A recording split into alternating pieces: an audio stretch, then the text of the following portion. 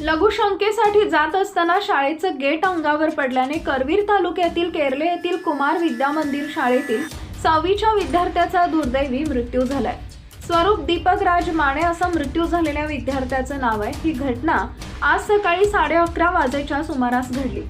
या घटनेनं गावात हळहळ व्यक्त होतीये। मृत स्वरूप दिनकर राज माने हा नेहमीप्रमाणे आज शाळेत गेला होता।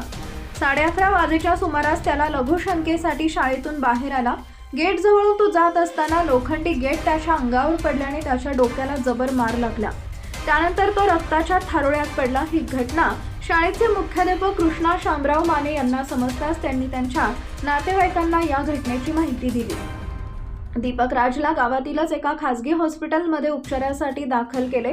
त्यानंतर त्यापुढील उपचारासाठी विन्स हॉस्पिटलमध्ये दाखल केले। त्यानंतर तेथील डॉक्टरांनी पुढील उपचारासाठी CPR रुग्णालयात दाखल करा असं सांगितले। CPR रुग्णालय येण्यापूर्वीच त्याचा मृत्यू झाला। CPR रुग्णालयात शवविच्छेदन करण्यात आले। या घटनेची नोंद करवीर पोलीस ठाण्यात झाली आहे।